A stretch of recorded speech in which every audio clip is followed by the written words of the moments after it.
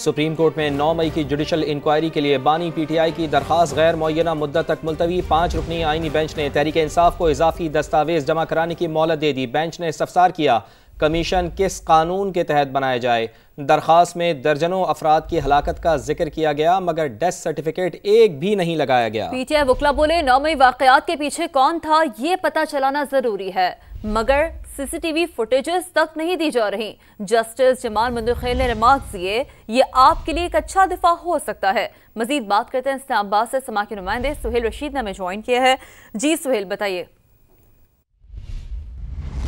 देखिए सानिया, 9 मई की judicial commission बनाकर तहकीकात करवाने की एक दरखास्त बानी पीटीआई की जानिब से दायर की गई थी, जिस पर आज आईनी बेंच ने समाअत की और बानी पीटीआई के वकील को मजीद दस्तावेजात जमा कराने की मोहलत दी गई है। बुनियादी तौर पर अदालत ने सवाल पूछा था। जस्टिस जमाल खान मंदुखेल ने समाअत के आगाज पर ही इस्तफसार किया कि आपने अपनी दरखास्त में यह दावा किया है कि 9 मई के रोज आपके दर्जनों कारकुनान मारे गए, तो क्या किसी एक का डेथ सर्टिफिकेट साथ मुंसलिक किया गया है? इस पर हामिद खान ने कहा कि अदालत खुद तहकीकात करवाए तो पता चल जाएगा कि कितनी अमवात हुई। जस्टिस अमीनुद्दीन खान जो बेंच के सरबराह हैं, उन्होंने ये पूछा कि क्या कोई प्राइवेट कंप्लेंट दायर की गई थी पाकिस्तान तहरीक इंसाफ की जानिब से 9 मई पर। इस पर हामिद खान ने ये मौक़िफ़ अपनाया कि जिस तरह मेमो गेट का माजी में कमीशन बनता रहा, इसी तरह नश्तर अस्पताल के वाक़े पर बना, कोयटा कमीशन बना, इसी तर्ज पर एक कमीशन अगर तश्कील दिया जाए तो ये सारे हक़ाइक़ सामने आ जाएंगे। सलमान करम राजा भी अदालत में मौजूद थे, उनकी जानिब से भी ये मौक़िफ़ इख्तियार किया गया कि पाकिस्तान तहरीक इंसाफ के कारकुनान को 9 मई से पहले भी टारगेट किया जा रहा था, आम इंतखाबात से पहले भी उनको निशाना बनाया जाता रहा, इंतजार पंजोथा को अगवा किया गया।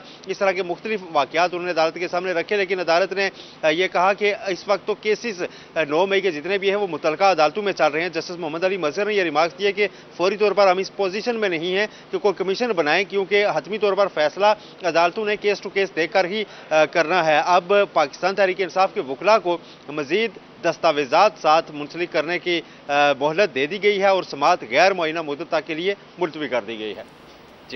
जी बहुत शुक्रिया आपका। आगे बढ़ते हैं और आपको बताते हैं कि 9 मई के मुल्ज़िमान की ज़मानत मनसूखी से मुताल्लिक़ केस की समाअत। पंजाब हुकूमत ने तहकीकाती रिपोर्ट जमा कराने के लिए सुप्रीम कोर्ट से वक्त मांग लिया है। प्रोसिक्यूटर जनरल ने मौक़िफ़ इख्तियार किया है कि रिपोर्ट्स जमा कराने के लिए कुछ वक्त दरकार है। अदालत ने इस्तदा मंजूर करते हुए समाअत 2 हफ्तों के लिए मुलतवी कर दी है। चीफ जस्टिस याया आफरीदी की सरबराही में 3 रुकनी बेंच ने समाअत की। पंजाब हुकूमत ने आलिया, हमजा, शहरियार आफरीदी और दीगर की ज़मानत मनसूखी की अपील दायर कर रखी है। सेनेट में कायदे हिज़्ब इख्तिलाफ शिबली फराज की काबीना का हजम बढ़ाने पर हुकूमत पर कड़ी तनकीद। बोले अवाम महंगाई से मर रहे हैं, हुकूमत अपना नजरिया बेचने वालों में ओहदे बांटती फिर रही है। काबीना अरकान की तादाद 50 से ऊपर हो गई। अगर 100 भी हो जाए तो भी ये हुकूमत जाली और मैंडेट चोर ही कहलाएगी। पाकिस्तान के अवाम ये देख रहे हैं कि ये क्या सर्कस जारी है, और ऐसे हालात में जबकि मुल्क अवाम महंगाई से उनकी कमर टूट गई है और ये जो है तो अपनी काबीना को 50 से ऊपर ले गए हैं। 50 क्या 100 भी कर लें, इनको कोई इनकी इखलाकी हैसियत कोई नहीं है। ये एक जाली हुकूमत है। ऐसे लोगों को नवाजा गया है जिन्होंने अपने नजरिए को बेचा और ये बताना चाहते हैं कि अगर आप अपने नजरिए को, अपनी ज़मीर को बेचेंगे तो आपको ये ओहदे मिलेंगे। 9 मई के 5 मुकदमात पुलिस ने फवाद चौधरी को कसूरवार करार दे दिया। तफ्तीशी रिपोर्ट जमा करा दी है। लाहौर की इंसदादे दहशतगर्दी अदालत ने अबूरी जमानत में 19 मार्च तक तौसी कर दी है। आइंदा समाअत पर वकला को दलाइल के लिए तलब कर लिया है।